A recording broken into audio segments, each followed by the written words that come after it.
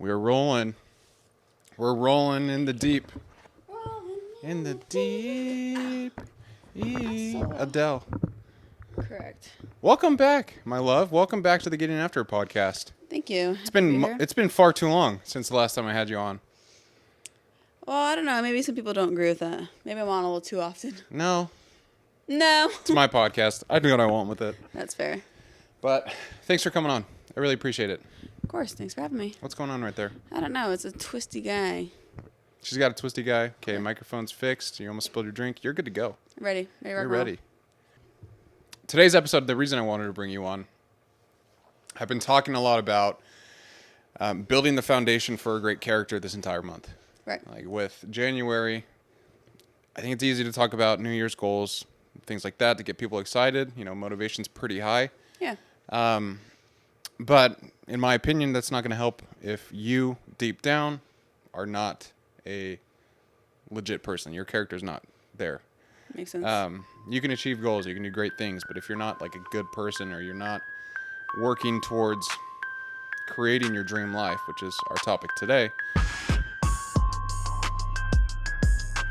those goals don't really matter if they have no meaning. Could be true for some, but I feel like in my case, with my experience, anytime I've gone after a goal without like having a reason for it, like either pressures from outside sources or, I knew something was valued by society, and so like I would go and do things. It didn't lead to fulfillment. And this is going back to how I always say that I wish I had this podcast when I was younger so I could learn some of these lessons. But now I'm just going to give them out. So I'll kick us off just by reading 2 paragraphs I wrote. Okay. And then we can start having a conversation here. But with the idea of designing our dream life or designing your dream life, another caveat there, we are going to be talking about our own specific lives. But I just want to paint the picture of what it's actually like to get a behind the scenes look at what we're actually doing, what that means, and hopefully there's some things that you can take and apply to your own life. I'll give you a framework at the end that you can ask yourself some specific questions about how do you want your life to be. So basically, you're less likely to achieve your goals if you don't really truly know what you want. And so we're going over the structure of knowing what you truly want. You put it into very simple words. Yes, that's exactly it. Thank you. Okay, cool. Thank you. So I'll kick us off. Cool. Most people don't choose their life. They drift into it. They wake up one day and realize they're living a story they never consciously wrote. A job they settled into, a routine that hardened, a version of themselves they slowly accepted. Allie and I do not want that. We're in a season of uncertainty. We're building our careers. We're chasing big dreams with no guarantees. And some days it's exciting. Other days it's terrifying. But we know one thing. We want to build a life with intention, a life where faith comes first, where family is the reason for the work, where discipline does create freedom, where love is felt every day, not just spoken. We want a home that feels like a refuge, a marriage that can handle pressure. Kids who grow up knowing they are deeply loved and capable of more than they think. We don't have it all figured out. We don't have a perfect plan, and we're not pretending to. But we're choosing the life we want to fight for. And today, we invite you into that conversation. Cool. So, you always hear those things like, what do you imagine your life 5 years from now? Mm-hmm. And I don't really like those questions because like it's so hard to actually plan that.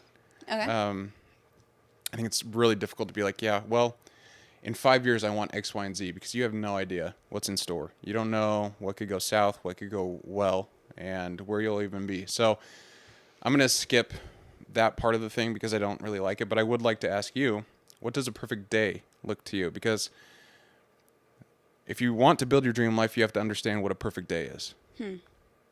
Like nowadays or in the future? Either one. In the future. Let's do it in the future. Okay.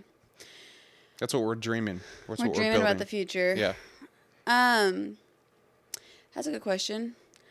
I mean, it obviously depends on the day. Because, like, half me is, like, the perfect day would be just being able to, let's say, a perfect Saturday. Okay. Let's go. Perfect Shoot Saturday. some slingshots in the park. That's what we did today, by the way. Shoot some slingshots in the park. Legit. Yeah, I need to get better at my aim. But the reason I said choose a Saturday, because for some reason, one thing I'm so excited about with being a mom is going to our kids' games. I'm so Absolutely. excited for kids' sports games. Like, I already love going to our nieces and nephews. It's so fun. So I think it'd be filled with, like, exercising, taking our kids to their games. It would be just spending time as a family, going out to dinner, maybe spending out like time outside in nature, like the days that feel like perfect weather, the days that I'm spending time with family, the days that we are busy but not to exhaustion. Yeah. I love having things planned. It makes me excited. It makes something to look forward to. But I don't want to be laying around all day for a perfect day. So I guess, and then obviously the other half is like, oh, we'd be on vacation, we'd be at the beach, Yeah. and like those kind of things. But I think when we're talking about just day-to-day perfect day would be just filled with like activities like sports and playing outside and having little children that Running all love around. each other. Yeah. So I think, I'm sure that'll be tough, but yeah, I got in fights with Drew and Blake all the time. So I know. But you guys still love each other. and we that's what love each other matters. now. Yeah. Back then, it was rough. That's That guy, fair. he beat my head in with a Donkey Kong action figure till I bled. And that's what brothers are for. That's what brothers do. Yes, I understand. And I'm sure that will happen. So I think overall, with just having the time to be able to spend time with family and make memories, whatever that looks like. I love that. Mine was a little different. Okay, tell me. So I did like a a perfect regular day. Okay. Um, Like going to work. yeah. So I wake up, exercise, and I get home in time to make breakfast for the kids. I'm in the kitchen flipping pancakes. You Yeah, I know know? you talk about this a lot. I would love to do that. And then We've like never eaten pancakes one time in our marriage. no, but kids have to eat pancakes. Yeah. Like that's a core memory for children. That's funny. So I want them to wake up, get ready for school, and then come to the kitchen. We all have breakfast together.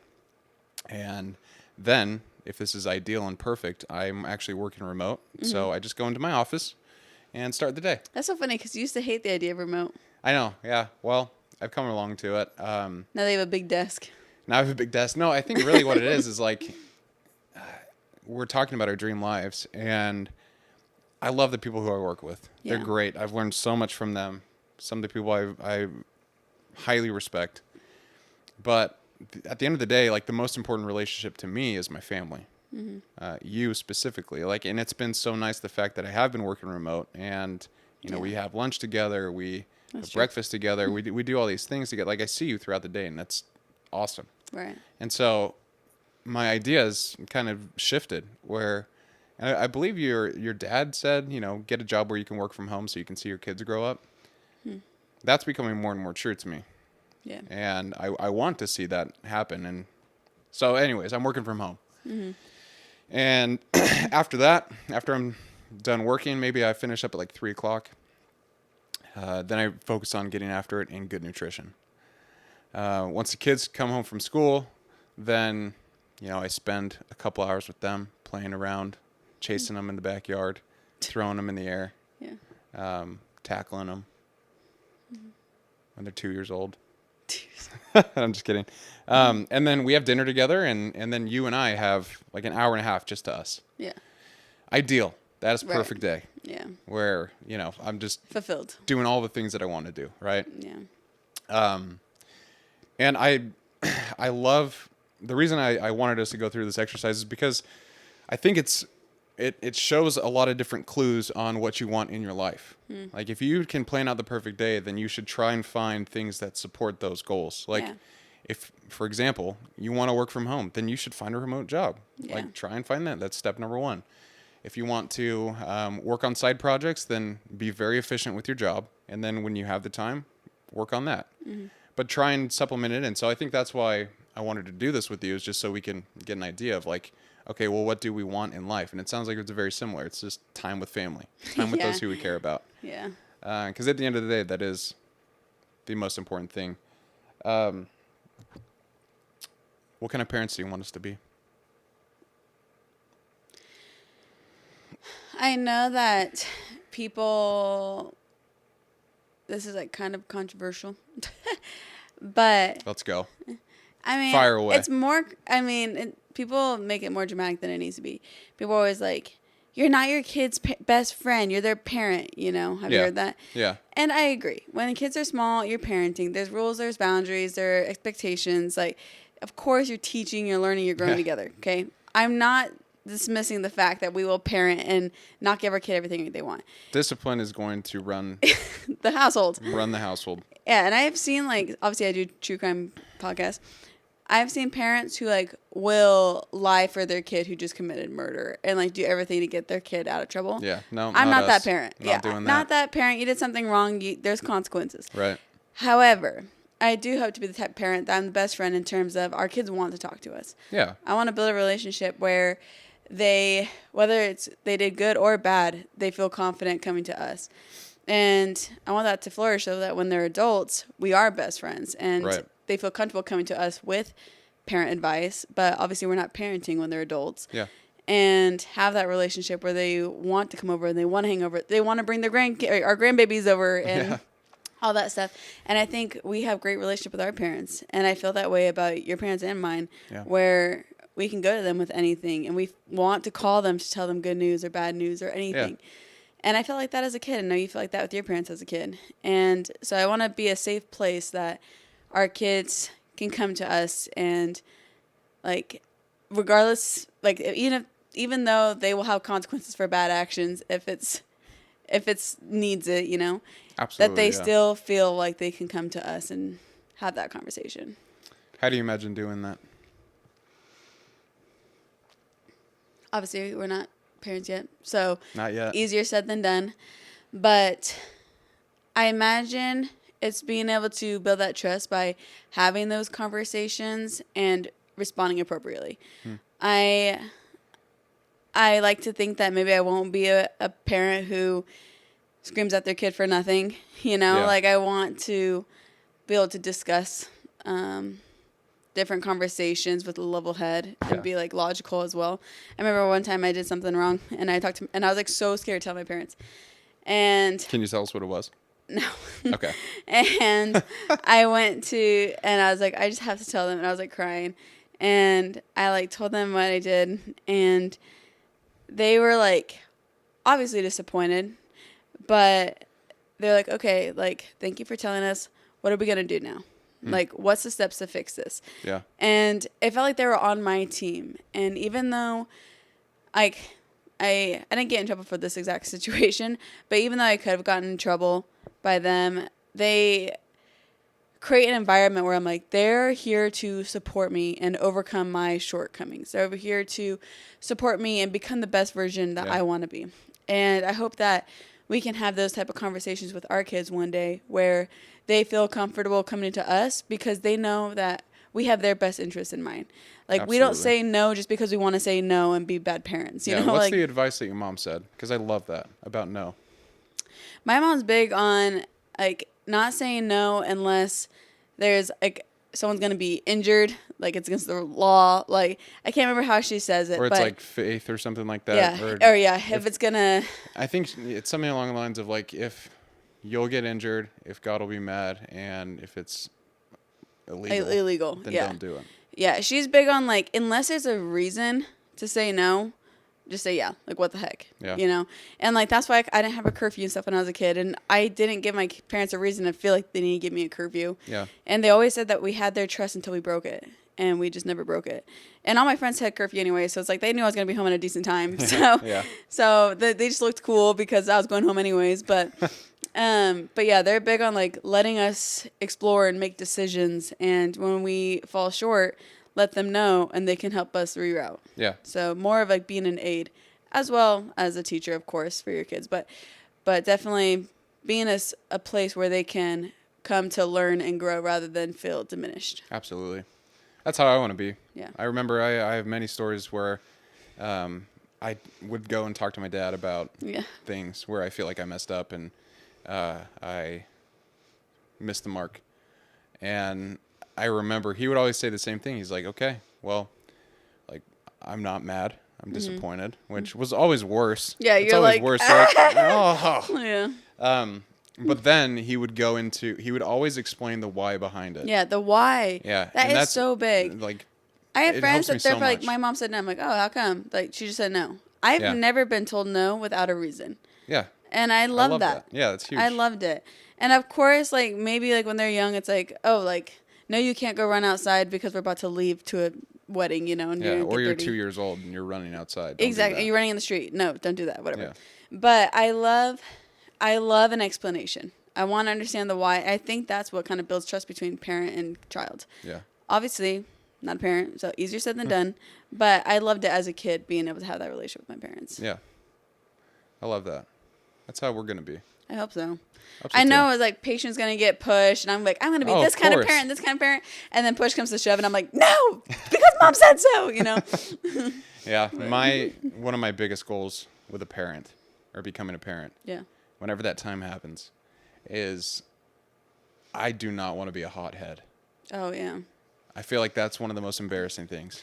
You have never done that with me. I don't I know. foresee you being like that. I don't at know. all. I can't imagine it, but like, I'm sure my limits are going to get pushed. Oh sure. But like, at the end of the day, I think it's just a lack of discipline if you lose your temper that way. So, Obviously, yeah, it's like normal to be frustrated, but it's different when it's like the littlest thing sending you off. yeah. Yeah, Yeah. I agree.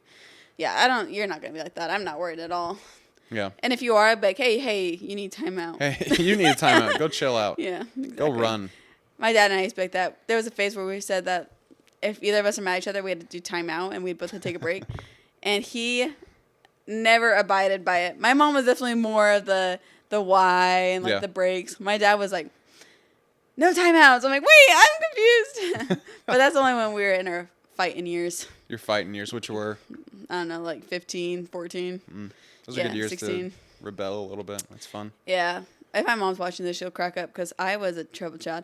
I was emotionally. It's so funny because you always say this, and I'm like, "There's no way." I was an emotional lady, very Really? sensitive. Yeah, I had some tough years as a teenager. I respect it. I know, and it's funny because you're always like, "No, you're not emotionally messed up, whatever." And my family's like, "Oh, yes, you was." I've grown. I never a lot. saw it, so Yeah, I've grown up a lot. doesn't count. Yeah. Yeah, that's so cute. So one thing that I also want to talk about is starting now. Okay. Like that's a big thing that you and I typically talk about is like let's just start now. Let's not delay. But I think specifically with what we're talking about being parents and having this open conversation with our kids, having them trust us, and we have to start now. We have to start building those skills now. And I feel like you and I do that really well. Like you tell me if I'm being an idiot, and I tell you if I'm being insensitive. no, I actually have never said I know that. you never said that, and I've never told you you're being an idiot either. No, I know, but like, But we're comfortable telling each other. yeah, we're comfortable telling each other things, Yeah. and I think it's the fact that we also try and do it with love. Like we never try and hurt the other person's feelings, and I believe those kind of lessons will play into when we become parents. But the reason I want to talk about this is like, there's a danger with someday thinking. Like I'll do it someday. What do you think it is? Never getting there. I don't know. Procrastination is like my nemesis that always is fighting at me. But Yeah. the someday thinking is like 20 years go by and you missed it. Yeah, exactly. That's what it is. But it's really important to me specifically because like I hate procrastinating. I do it sometimes. Rarely. You're pretty Rarely. on top of it. But thank you. But like it does get at me, and good nutrition is a great example. Like, Spoiler. have we spoiled it? I guess so. Good nutrition is in the works, so I won't say any more about it. But getting after it is another good example. Like I delayed the podcast for probably a year and a half, just like before starting it. And who knows if I delayed it more, maybe this thing wouldn't be a real thing. But like I've become so passionate recently about if there's something you want to do, go and do it. Right. Like build whatever that is. And you might be starting at ground zero, but build your way up to it. Whatever it is. Why do you think it's important to go after interest? I think it's a teacher. It teaches you what you're capable of, really. Like if there's a goal that you want and you're trying to achieve it, then you'll have to learn how to adapt. You'll have to learn how to be resilient. You'll have to learn how to push when you don't want to. And so I think those are all valuable lessons. And the other side of the coin is if you find out you don't enjoy doing it or it's not what you expected it to be, then at least you know that and you can move on to something else. Because like you don't want to live a life where you're like, man, what if I did sales and you never took that chance? But maybe you did sales for a year and a half and you hated it and then you jump out. I mean, you're like, I'm going to find something else that I want to do. And so that's why I think it's important to go and try to get after things. Is it's going to teach you a lot about who you are. And there's many valuable lessons in that. Like you brought up the example of our kids playing sports. I remember when I would play basketball, I played volleyball, and always in the beginning, I was timid and scared. Like I was a nervous little kid. But as I got better, I became more confident, and I started enjoying the sport more, and the rest is history. But it's through like that commitment, through that resilience of going back to practice, even though like I was a short, chubby kid and I didn't enjoy it, like all these things. But that's why it's important to me is like, at least you know if it's not what you want, and if it is something that you want, you will have grown. That's what I was thinking. I think it definitely hits on the confidence tone where at least you have confidence in knowing you do like it or confidence you know you don't like it or that you're capable of doing it. Either way, you find out more about yourself. Yeah. And that confidence is so important. Yeah. Takes you everywhere. Yeah, it really does. Like if you're able to, do well in something, like for example, if you want to train for a marathon and you've trained for a year because it is a journey and maybe it's your first one, you weren't a runner before. So you train for a year and then you run a marathon. At least this is what happened to me. But at the end of my first marathon, I remember thinking immediately, like, what's next? What can I do next? And so I think going after these goals, these big goals, small goals, it should propel you forward with momentum to be like, okay, well, what's next for me? So I think that's also one other very valuable thing from going out and trying. I like it. It's like if it's something you like, then double down on it. Go. Get after it. Get after it. That's right. I'm interested to hear your answer about this because last episode was about values and character. What values matter the most to you? In general? Yeah. What's the most important values to Alessandra? I would say one of the biggies. Obviously, Biggie Smalls. Obviously, there's a bazillion, but That's true. what I find one of the most valuable would be respect. Okay. That's one thing that I really want to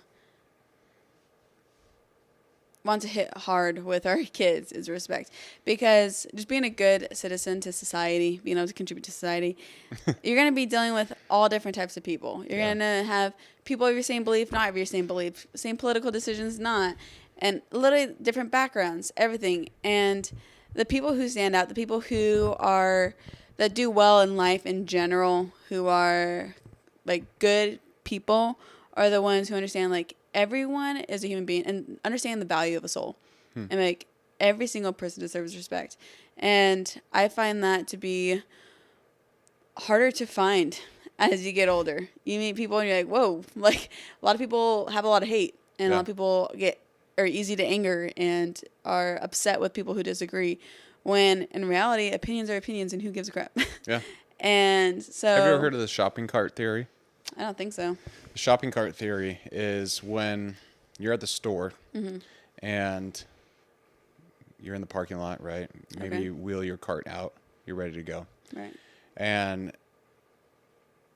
I don't remember what the statistics are specifically, but basically, like, if you don't put the cart back in the cart place, then that shows that, like, you are a disrespectful person. Interesting. You have little You don't to no care about ambition. anybody Yeah, else. and it's like, it's so interesting because, like, all these things come from it, but then on the adverse side, like, if you do put it away, typically you're a good person, you're nice and respectful, You are somewhat ambitious.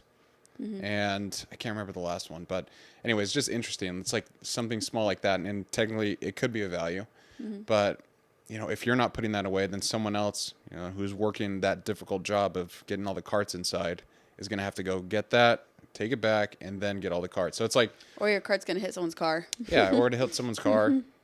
That's happened to me. I think I've told you this actually. I think on the podcast too. How like one time I heard something like that, like the worst type of people don't put their shopping carts away or something. Like it was like a video or something. I saw it like years ago, and it hit me so hard. I was like, I am never not putting a shopping cart back ever again. I had a Takes 2 phase when I seconds. was little. I was lazy. I was a lazy son of a gun, and I had my fair share of not putting the shopping cart back. And since Oh, that, no, you're repenting for it. yeah, since that came to my attention, I have never done it again. Good. Like I'm like, you're right. Like somebody has to come get this. It can be in the way. Like people Yeah. are coming in to park their car and they're noticing there's It's a like, shopping oh, cart. I'm just entitled to leave it here. Yeah. That's And the it's worst. just like lazy. That was That's like my lazy. thing. I was like, I'm so freaking lazy. So yeah, I think respect is one thing that I strive to have, but was very smacked into me as a kid, and I hope we smack it into our children the same way. Yeah, I Thanks. agree. Respect. Yes. I'd say this shouldn't be a surprise to you, but discipline is one that Oh, yeah. I'd love our kids to learn. Mm-hmm. I'd say it's one value besides like my faith and my morals that has completely changed my life in many ways. Like discipline in my career, in my fitness, in our relationship, in getting after it. All the things I do require discipline. And having a good relationship with it has changed everything for me. Like I used to look at discipline as like you hear that, like, oh, you're going to get disciplined. Like there's a negative Yeah. connotation there. But at the end of the Never thought day, of it like that.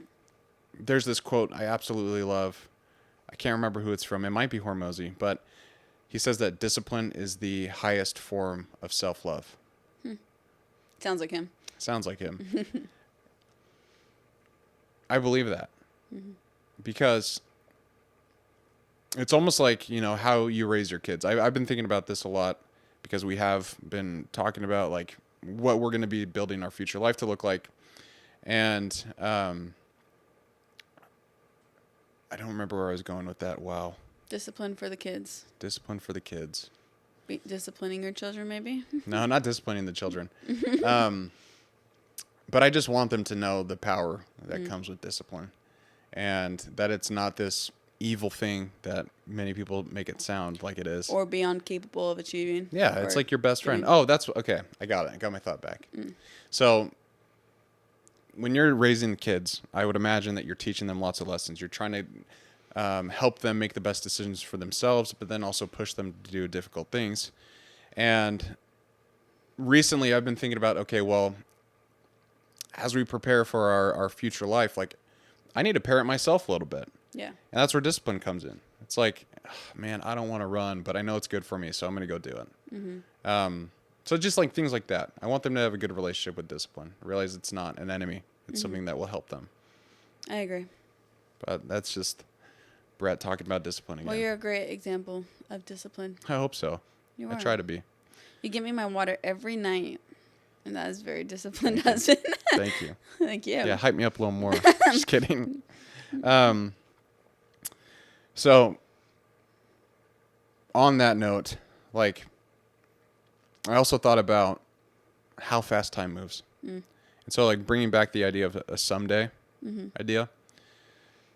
Time moves so fast. We've already been together for like 4 years. Pretty close. Yeah. It's insane. It's a long time, Yeah. but it feels so fast. Right. And I feel like that's why we're harping about like, hey, go out and try and do the things you want to do because time will move quickly and then that opportunity won't be there anymore. And so that's one thing like I want the listeners to think about is just where are you spending time that you don't need to be and where are you not spending time where you should be? And really try and prioritize spending your time wisely and on the areas that are going to provide meaning for you.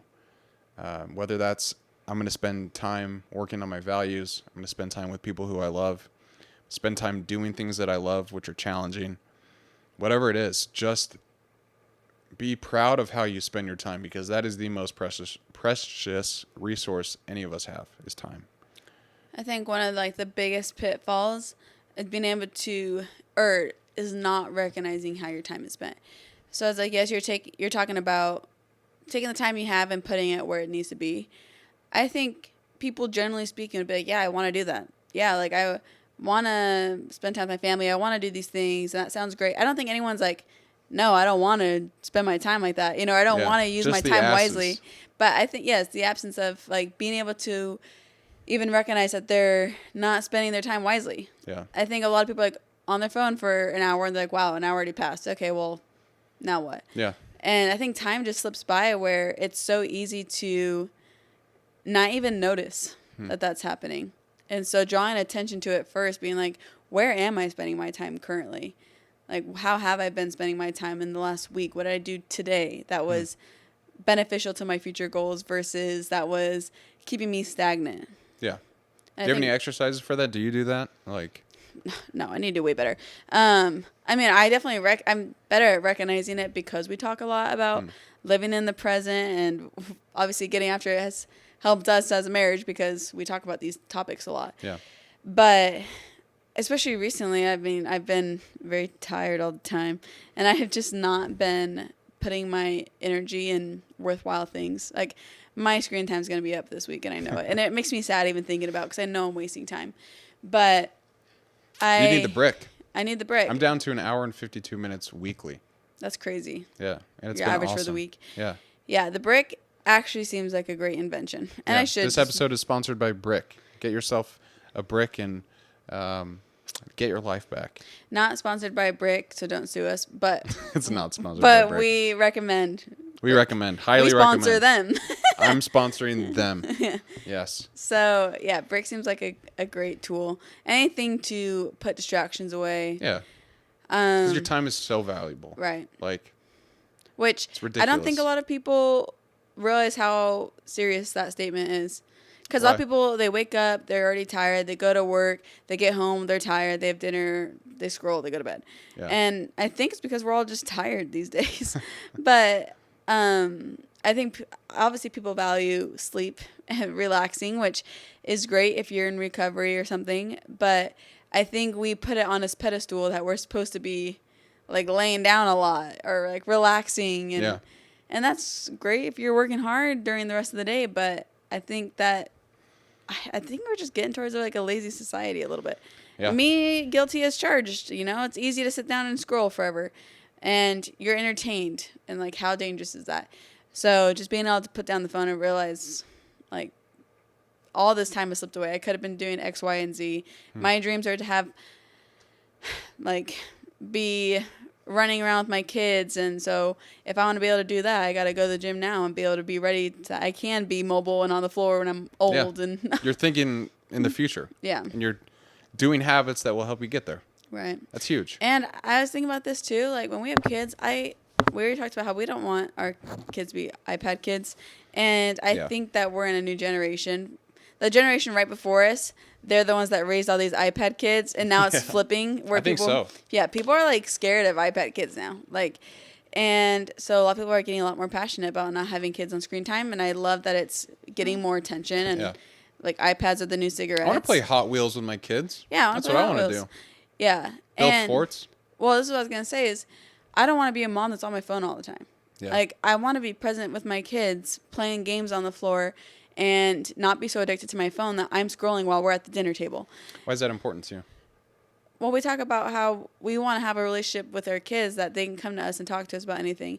And if it looks like I'm not paying attention, if I'm distracted when we're having conversations with our kids, if I don't seem like I have any interest in their lives or what they're doing, they're not going to feel comfortable talking to us. That's true.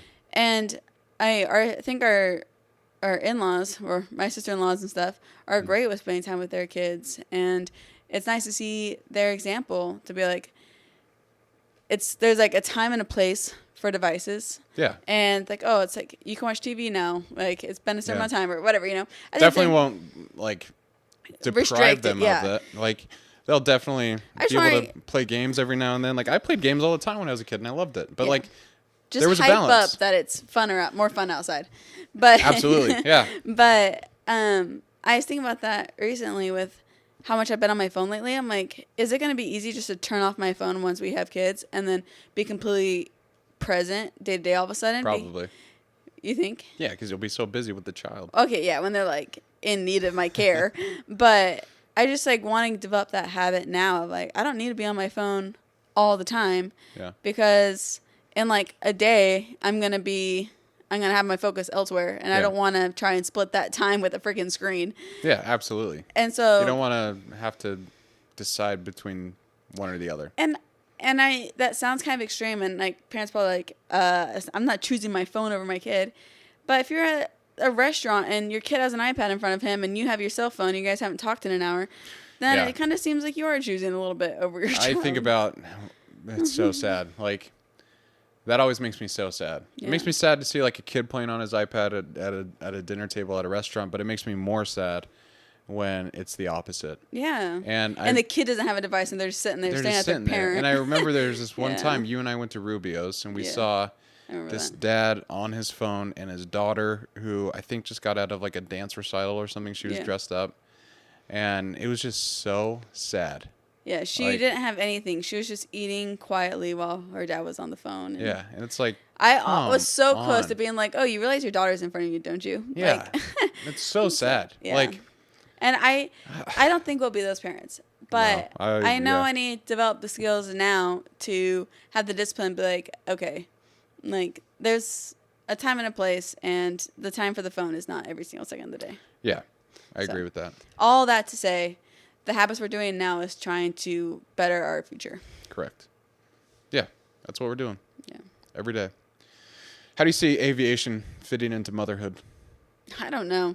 I keep going back and forth with this. If I could fly 2 days a week while my kids are at school, we're in golden time. That would be perfect. That would be awesome. I go, I get my hours, I get a little bit of extra play money while you pay the bills. I'll pay the bills. We have the benefits. I do enjoy aviation and I like my job. It'd honestly be really hard for me, I think, as of right now, just quitting. Yeah. Yeah, I don't want you to quit. I know, but You worked so hard for it. that's what the I'm thing. saying. That's like what would be hard. Obviously, when we have kids, like a lot of people have been asking me, like, do you think you're gonna work still, like when you have kids? Yeah. And it makes me sad to say no, because I do enjoy my job and I like what I'm doing. But then it's hard for me to say yeah, because I feel like I'm being a bad mom if I'm not a stay-at-home mom. And I know that's not the case. I know you can have balance. It's not like I'd be gone 5 days a week and be like, okay, you're a solo parent. Yeah. But I've been thinking about it a lot, and I don't think I've come to a conclusion of what that's going to look like. I think we'll have to just play it by ear when the time comes. I like to think that I would get to the point where I can adjust my schedule enough, where I'm working just enough to have something for me, Yeah. but I'm completely present in my kid's life day to day. I love that. So That's huge. I'm really And- hoping there's an easier balance. Yeah, I think it will be. Like, I don't know. there's many moms out here or out there who do that. Yeah. Like, and I think of Kate. Yeah. Shout out to Kate. But Kate she's Beast. got 3 kids, and she's been working at Pattern for about 5 years. Yeah. And so, like, it's definitely possible. I think it's just at that point you'll have to decide, what makes the most sense for us and our family. Yeah. And, it might be nice to have a couple hours where you're flying and reading and, not hearing screaming kids. Mm-hmm. They'll be with me. That's what I'm thinking. I'm like, would I be a better mom because I have 7 hours of sanity and then I come back and I'm ready to roll again? So as long as I'm able to keep a schedule that makes it easy for me to be around during important times Yeah. and like day to day, then I would love to keep my job. But if it becomes a point of conflict or if it becomes difficult and not worth it, then obviously I'm willing to sacrifice my job in order to have and raise our own children. Yeah. And I'm not really in a position to want a nanny or someone to raise our kids. Yeah. No, It's definitely one not. thing if my mom comes over for a day while I go fly or like stays Yeah. the night for a night, or whatever until we get a better schedule. But yeah, I'm not in a position to be like, okay, nanny's here every day from 8 to 5. Yeah. Like, I No. want to be there. Yeah, that makes sense. And no shade to moms who are working and doing that. If that works for them, that's so awesome. I'm sure they come home and they're able to be right there with their kids. I'm sure they have a great relationship. But because we don't have kids, it's hard for me to say what I'm most comfortable with yet. But I imagine I'm going to want to be there for a lot of it. Yeah. Yeah. So, most of it. That's why I was mentioning, I want to work from home so I can watch our kids grow up. Yeah. So, yeah, I think it's just interesting. And I think also with you specifically, like, that is such a great example to our kids. It's going to be like, yeah, mom had to fly a plane for 1,500 hours and then take a bunch of tests and then train in a Boeing or a Airbus. I'm sorry. I was Airbus. like, what the heck? And now she's a pilot. Like, that's so much work, and I think it's a great example to the kiddos. And how cool. Every time that there's a plane, they'll be like, Mom. That's cute thought. Every time. Yeah, that's cute. I like the idea of working enough where, like, I want to make my kids proud. And stay-at-home moms for sure get, like, they deserve all the credit. Yeah. That's like, I see my sister-in-laws, I'm like, dang, I'm like crying for you guys because I'm so exhausted about the work they have to do. And like, you don't have any adult conversations in like 4 days time, before you see another adult besides your spouse. I'm like, I can't. And honestly, maybe the reason I think about keeping my job is because I don't know if I have the strength to be a stay-at-home mom. Like, if I'm being completely vulnerable right now, which I'm getting emotional, so maybe I am. I don't know. Like, I think I'm scared that I don't have that in me. I don't know. Like, stay-at-home moms, I deserve all the respect. And I hope that I would be able to be a great stay-at-home mom. And I like to think that I could, but I think that almost scares me more than being gone, like, for work a day or two. Because that's what I'm more familiar with right now. I've only been working for however many years. Well, maybe you'll get more familiar with the other side. Yeah. And I think it's dangerous to think like that. Like, to be like, I don't know if I'm going to be great, My mom, you don't know anything until you're there. Exactly. Yeah. My mom, I was such a worrier as a kid. Like, I worried. The three biggest fears I had was tornadoes, ticks, and zombies.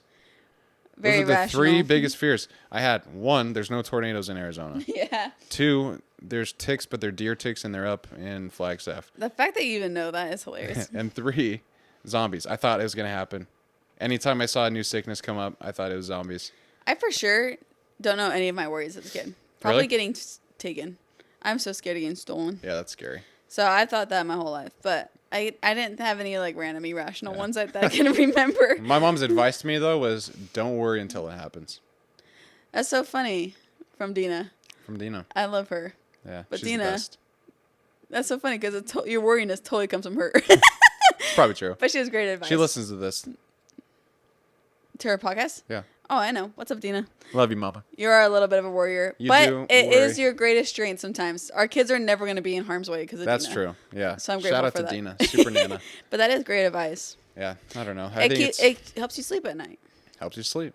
Like, that's like everyone always talks about. If you're having anxiety, then live in the present, Yeah. Because it's the future. Funny thing If about you're in sleeping. depression, then you're thinking too much about the past. Go ahead. I love that. Say that again. Have you not heard that before? No. If you're feeling anxiety, that means you're worrying about unforeseen things in the future, typically. If you're feeling depressed, you're overthinking things that have happened in the past, typically. Interesting. And so the best antidote is living in the present. I'd agree with that. And I don't know if that's facts. I don't know where I heard that. That could be not a thing. But It it makes feels sense true to to me. Yeah. It makes sense. But anyways, I was telling you about sleeping. Yeah. When I would worry about one of those three things, I'd go sleep on my mom's floor, right next to her bed. My brother used to sleep on Sometimes his she would parents' wake floor. up and step on me, and I'd be like, ugh. That's funny. But I'd always get in the bed. I don't know even care what how I'm- old I was. You know what I'm scared of as a parent? As a parent? Oh, okay. Yeah. So when I was scared, Okay. I used to walk into my mom's room, and I would stand by her bed and go, Mom, Yeah. Mom. And then she'd wake up every time. It was like, Yeah. it was like the most dramatic, like, That is alarming. but like I didn't want to wake up my dad. That's funny. So I was like just trying to wake up my mom, but every time that she would freak out, she'd wake up my dad, and I was That's like, "Dang funny. it!" That's So, funny. anyways, just random things. But one of the most important things for both of us is our faith, Right. and how does faith fit into building your dream life?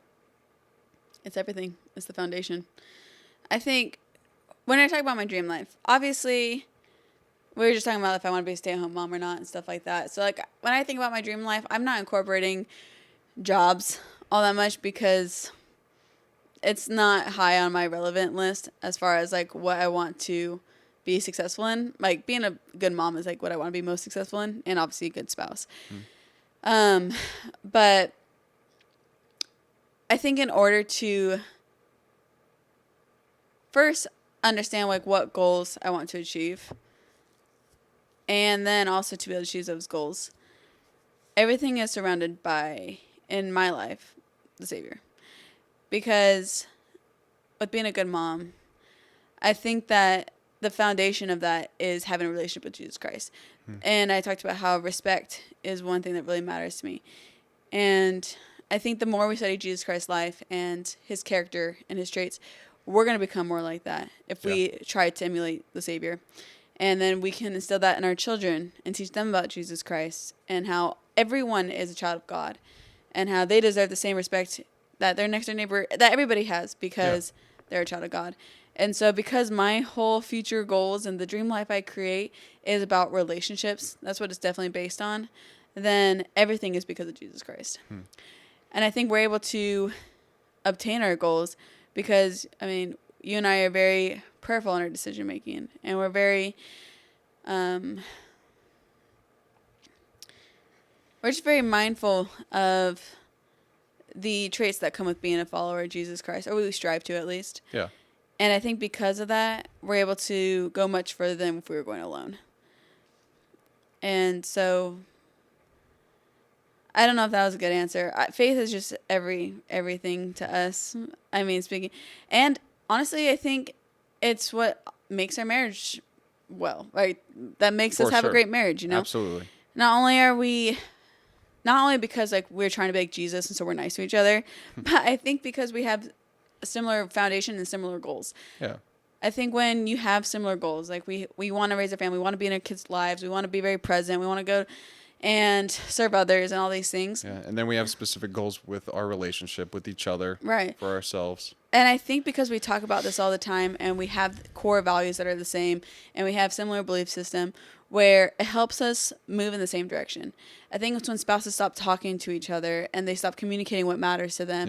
Yeah. And it's not bad to have different interests. Like, you have a different personality than me, and that's what's great. I wouldn't want to be married to myself. So we have different personalities and different interests, but our core values and our core beliefs are aligned, and we communicate about it, which puts us going in the same direction, so we're not growing apart. Yeah. And I think it makes us as a unit stronger. Therefore, as we bring kids into the world, we'll be able to hopefully raise them on that same foundation that we're already creating. Yeah. So I think that, it's going to be everything we do as parents and I think so too. In our marriage. And then I also think just like my faith has been the most grounding thing for me. Yeah. Especially in times where life feels uncertain like it is right now. Like, there's a lot of uncertainty going on with what we're doing. Big year. And in moments like that, or moments where I have battled depression and I need something to help me, the gospel has always been the most consistent, constant thing in my life. Mm-hmm. And it's just like a exercise, or just like working out.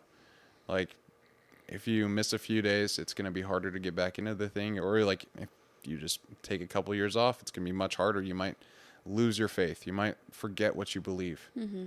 And I don't want our kids to do that. I want them to know that they are loved by God and that they are children of God and that they can be forgiven when they mess up. Mm-hmm. All those kinds of things, to be like Christ. I was talking to Emily the other day, our sister-in-law, and we were talking about how obviously you want your kids to like follow your belief path. That is the most natural thing in the world. If you think it's great, you want someone else to think it's great too.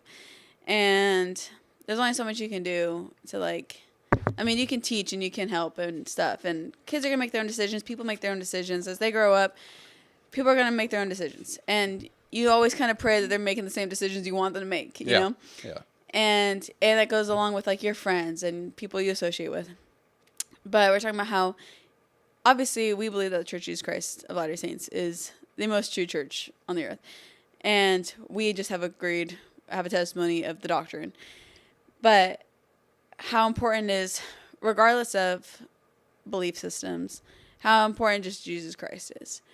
And how obviously I want our kids to follow what we believe because I have such a strong testimony. Yeah. But how important it is just to always emphasize Jesus Christ.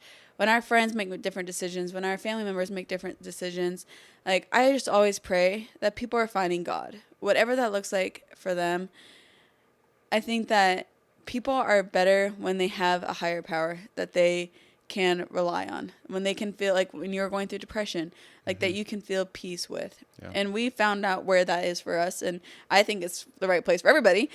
but how important it is to have faith in a greater power that is going to carry you through those difficult times and help you become a better person. If you're trying to follow the Savior, I think then you're doing all right. Yeah. No matter how dark times get, you're doing all right. You're trying your best. Yeah. And I thought that this conversation was important to remember, like when people are thinking about their goals and thinking about where they see their future and are trying to do the right thing, I think the first step is finding the Savior. I love that. How have we and how do we plan to create a Christ-centered home?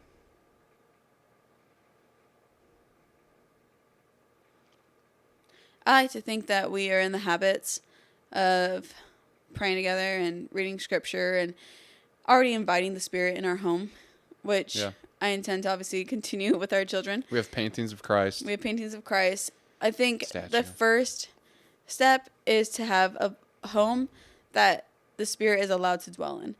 And I think that has to do with as limited contention as possible. Yeah.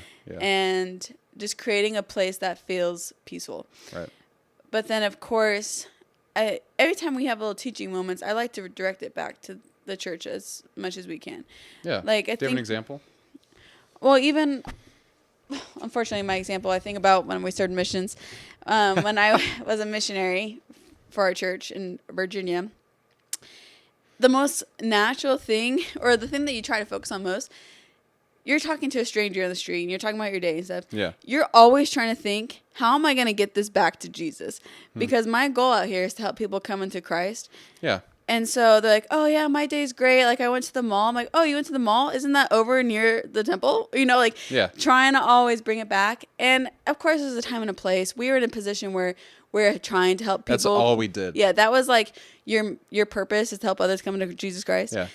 And I think that's kind of our purpose still as parents, to help people come into Jesus Christ. And I like to think that as we teach life lessons, everything can be directed back to Jesus Christ. Absolutely. And I like to think, like, even with our nieces and nephews, I feel like we try to do that a little bit. Like when Reese lost his coin and when we said a prayer, we found it, and then we prayed of gratitude. So just things like that where we're implementing prayer. And when good things happen, all good things come from God. And always giving it back to the Lord. Like, we are nothing without the Savior. Yeah. And I think just being able to emphasize that, like, anytime good things happen, let's say a prayer of gratitude or anything to be able to recognize that the Savior is in our day-to-day lives and he cares about the seemingly small things. Yeah. Which is nice. It's nice to have someone who cares. It's everything. It's everything. Yeah, I love that. And I fully agree. Like, Christ has changed my life. Yeah. It's changed both of our lives together, too. Mm-hmm. And I just want our kids to know about Jesus Christ. I agree. So, thanks for going into that. Yeah. Now, there's trade-offs. Okay. No solutions, only trade-offs. Have you heard that quote? Yeah, unfortunately. So, there's a lot of trade-offs. When we're trying to build our dream life, it requires work and sacrifice. Mm-hmm. And giving up some things. Mm-hmm. So I'm curious. Okay. What are you willing to give up for your dream life? If you need me to answer first, I can. Well, you'd like to think that you'd give up anything for your dream life because it's your dream. Yeah. But I think the natural man comes in and says, "Oh, by the way, you're so tired and so lazy," you know? Absolutely. So I think as far as giving my things I'm willing to sacrifice, a lot of it would probably have to be something like pride. That's, I think, well, something I need to work on giving up would be pride. Because as you're going in, like, obviously my dream life is being a mom. Yeah. And so, like, I've been talking about this whole time. So nothing is more, I think that the biggest roadblock to being a good mom has got to be selfishness. Because moms are the least selfish people I've ever seen. And I think in order to sacrifice something, in order to be a good mom, would be, I got to put myself aside for a while. Yeah. And that has been a very hard thing for me. I'm so emotional, so annoying, to come to terms with. Like, when we have a kid, I love going to the gym at 2 p.m. on a random day because I can. Or, like, going to run in the mountains because I got no responsibilities. Like, I can do whatever I want whenever I want. Obviously, I don't work a ton right now. And I know that that's going to be very difficult when the time comes. I can't just, like, pick up and go wherever I want because now I have a child. Yeah. And that scares me. But probably one of my biggest fears with with being a mom, actually, is the seemingly lack of freedom.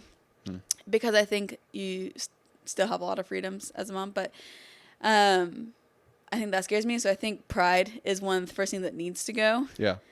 As well as I know we're going to be losing a lot of sleep. So I think Yes, we will. I'm willing to give up those things. I think it's a work in process. It's a work in progress that I'm working towards in order to be able to achieve the dream life I want. Yeah. I know it's kind of different answers. No, that's you answered the question. What are you willing to sacrifice? What about you? I said giving up free time. Yeah. That's so hard. It is going to be hard, but it's like, that's what is required. Yeah. There's trade-offs to this. Right. And I sacrifice entertainment. Mm-hmm. So not watching movies all the time, which we don't really, but like TikTok I would also include in that. So getting rid of that, choosing work when it's uncomfortable. Right. It's going to happen a lot. And turning down the distractions. Like those are all things I'm willing to sacrifice. Yeah. All things we're willing. Putting it into action is obviously another thing, which is difficult. But I think because we address it, it makes it easier to remember and keep ourselves aligned. I agree. Let me ask you this. Okay. The opposite side of the coin. What are you not willing to sacrifice? I feel like that's difficult because you always think that you're willing to sacrifice anything for your dream life. So what things that you're not willing to sacrifice, you probably haven't even come to terms with yet. I think the most valuable thing in the world to me is relationships. So anything that will make my relationship suffer is not worth it for me. Like, I'm not going to, like, even if I wanted to be a Delta captain, if I'm gone 5 days a week, it's not worth it to me. I'm not willing to sacrifice family time. Yeah. I'm not willing to sacrifice my relationship with you, with my child, with our kids' cousins. Like, I am so big about relationships that anything that takes me away from the home too long, it's not worth it. I said the same exact thing. I said relationships, I will not sacrifice. Also said my faith, my values and character. Good point. And fitness. Yeah. I'm not willing to sacrifice fitness. Yeah, I should be more serious about that. That's part of my dream life though, because I enjoy doing it. So Right, I guess that's not a fair answer, but I would say it's those main three. Okay. So I agree. It's just, Being like able to you recognize said. your do's and don'ts. Exactly. Right now, we are in a season of waiting. Seems like we've been waiting to hear if you get Provo-based, if I get a promotion, if, we're going to have a baby. All these things. We're waiting for a lot of stuff. Mm-hmm. And it's very uncertain. But the things that make you wait, I believe, are the most valuable. I've seen that over and over again in my life. And the reason I'm bringing this all up is I believe that when life is hard, when it doesn't seem like there's a lot going for you in the moment, or like you're tired, you're beaten up, whatever it is, there's always things that you can find to be grateful for. And part of building our dream life, I might be speaking for you here, but I think you'll agree. Part of building our dream life is that we express gratitude. Yeah. We find things that we're grateful for. It could be as small as the date nights we go on. For me, running in the mountains, building something meaningful, like getting after it, siblings in crime, good nutrition, and growing spiritually. I think those are all very important things that you can be grateful for. And you can even dig deeper there. Like, I'm grateful for getting after it. Okay, I'm grateful that I have people who listen to me tell my stories and things that are important to me. I am grateful for the education I've learned from doing this, and I'm grateful for the people I've met through doing this. Like, there's a lot that you can just continue to peel back the onions, you know? Why are you laughing? The onions. Onions? Yeah, I knew that was a rough analogy, but I just had to go with it. I thought of Shrek. But, like, gratitude is something I also want to instill in our kids. Because, like, I was a envious little child growing up. You know, I'd see people at school and be like, that guy's got the coolest scooter. Or that guy's got Bakugans. I have no idea what that is. You don't know what a Bakugan is? No. Bakugan? Never heard of her. It's a little ball. Okay. And then you throw it. And it has a Pokemon. magnet on the bottom. And the magnet, when it hits metal, it opens up into a creature. Sounds like a Pokemon. It's kind of like a Pokemon. Oh. But Pokemon, you shoot from the ball. Oh. They come out of the ball. Oh. And then you pull them back in with the ball. The News to me. Bakugans, you just throw them. And it's, I remember those actually. yeah. But anyway, so like I was an envious little kid. And at the, like, without knowing it, looking back now, I obviously have hindsight, 2020. But I had a lot to be grateful for. And I didn't acknowledge it. And so, like, a lot of the times I think people try to accomplish big things because they want to feel good about themselves or they want to feel good about what they're doing and what their life is like. I would challenge you just to pause and to actually think about what you're grateful for. Because that has a lot of power in it. To be able to sit back and say, okay, well, things might not be exactly as you expect, but there's still some good things. Mm-hmm. Like, no matter how dark your life is, you can find a couple good things to be grateful for. Always the The fact silver that you're lining. still breathing. Yeah. That's something. Yeah. Times are pretty tough if that's the one thing you can think of. Yeah, I guess so. But there's always that. And I agree. I think that we talk about gratitude a lot, and there's good reasons for it. So I'm excited to do what we can to help our kids learn that as well. Absolutely. Now, I want to give you guys something that you can take home and actually work on. And I call this the Dream Life Framework. So, what does that mean? Well, I want you to sit down and write down 5 questions. It could be in a journal or your notes app, whatever. It doesn't matter. But write down 5 questions, and here they are. The first, what kind of life do I want? The second, what values will define my home? Third, what am I willing to sacrifice? 4, what am I not willing to sacrifice? And 5, who do I want to become in the process?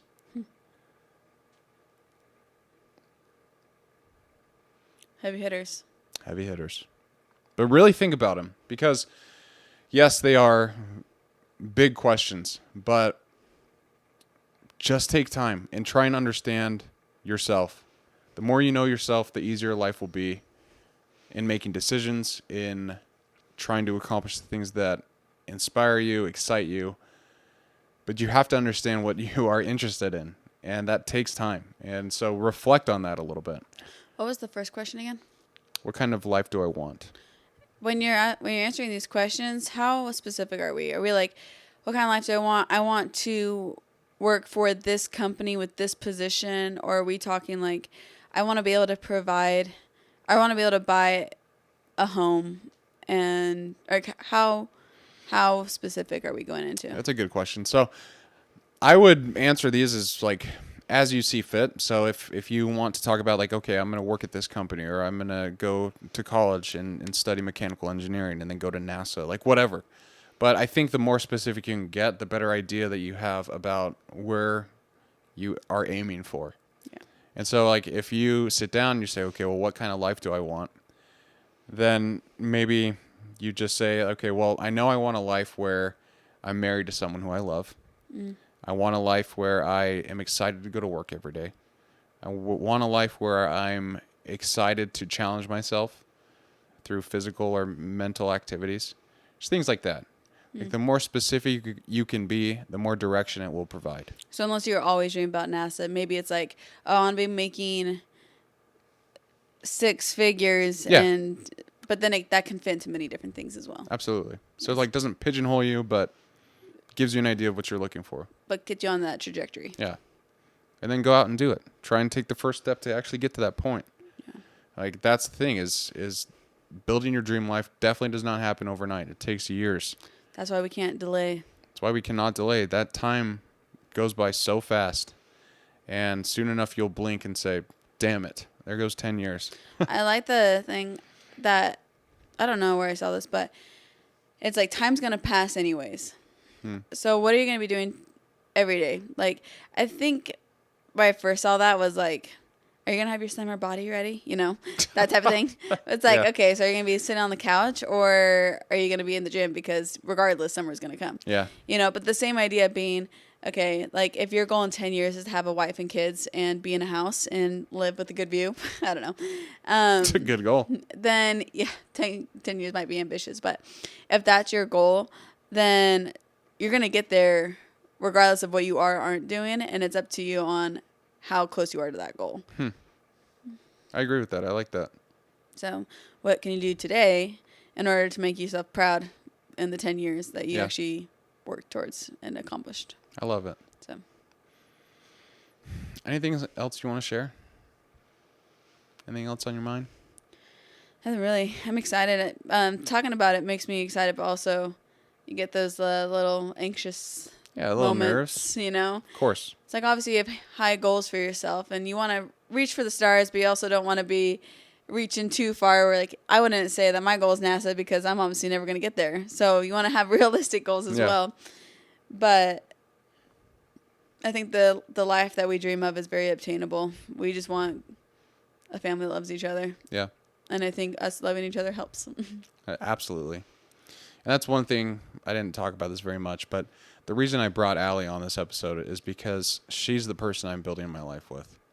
And so if you go through this exercise where you're writing down those 5 questions and answering them, share them with the person who you love or share them with someone who you trust and respect, because then you have support and other people will understand where you want to get to and try and help you to get there. If they love you, if they care about you, then they will try and help you. I'll take it a step further that your significant other should be doing the same exercise. Because I Yeah. think the reason that we're so close. Make it a date night. Yeah. I think the reason that we're also so close is because we adjust our goals regularly, but we always are doing it together and keeping each other included. Yeah. And so we're working towards the same thing, but as well as individually. So we know how to support each other, and we also know Absolutely. what goals we have as a couple. And goals as a couple is so important. Like So important. if my future was like, oh, my dream life is that we are childless and we're traveling a ton, and your dream life is that we're stay at home and we have a million kids, and then we get married and we never discuss our goals, we would have an unhappy marriage because That would be neither of rough. us, yeah, Yeah. because neither of us are obtaining what we ever wanted. And so, always important to include your spouse in any couple Yes. goal and individual goal. Overly communicate. Yeah. Allie's biggest pet peeves Oh my gosh. is in movies when Pissed me right off. when someone doesn't communicate with someone else. Usually it's like a couple. They Yeah. don't communicate and then they get the wrong idea, then there's just a lot of conflict for like half the movie. Obviously, there wouldn't be a movie if there wasn't that miscommunication. But nothing irks me more. We'll be watching a then- movie and she's like, "Ugh." I'm like, turn it off now. Nothing irks me more than a girl walk into the house and her boyfriend's there, her fiance's there, and he's with a girl, and that's all she sees, and she's so pissed, and she leaves, and she never talks to Yeah. him. And then, lo and behold, it's like his cousin, and she came by to wish him well on his marriage. something you know, and something stupid. so dumb. You're like, if the girlfriend would have been like, hey, who is she? Yeah. Oh, all of our problems are solved. And obviously this doesn't make for a good movie, but nothing drives me more insane than people pretty just bad. running out on each other without any understanding of Yeah. what's going on. It's the worst. So anyways, I'm very grateful that you communicate with me. Thank you. Thank you. But I'll leave everyone with this. Okay. Your dream life isn't built in a moment. It's built in the ordinary. It's built in discipline. It's built in faith. It's built in choosing your future when no one is watching. The small moments matter. And even if it doesn't seem like it does, that's what compounds. That's what creates habits. So think before you act. Really decide where you want your future to be and take steps to make it happen. Like, it can happen for you. It happened to me. And it wasn't because I'm super lucky. I think luck played some role in it, but at the end of the day, I believe it was a lot because of my actions. I have a podcast now, but that wouldn't have happened if I didn't start one. Mm-hmm. So your dream life is out there and you can take it. But act today. Time runs fast. So I appreciate everyone for listening. I appreciate you, Al, for coming on. Mm-hmm. It's always a pleasure. Thank you. And if this helped at all, please share it with a friend. That helps me, and I would appreciate it. Or leave a rating on Spotify, Apple, or YouTube. That is also a very nice thing for you to do. There's also merch on keepgettingafterit.com. Actually, not yet. Oh. Disregard. Yeah, the store got deactivated, so I'm actually building a new one on Shopify. So I would estimate probably a week and a half until it's up and running. However, Keep Getting After It still has blogs so you can go look at. It's called The Journal. No, the whole website's down. Oh. But disregard thank you. Keep Getting After It at all. Just go subscribe then. I don't know what I'm talking about. Yeah, please subscribe. I didn't know the website was down. Yeah. But in the future. If you're listening to this 2 weeks after this is posted, then go to Keep Getting After It. Then go get it. Yeah. There we go. That's what I meant to say. Yeah. Thanks, baby. Mm-hmm. And everyone else, as always, keep getting after it. Thanks, baby. You did so great.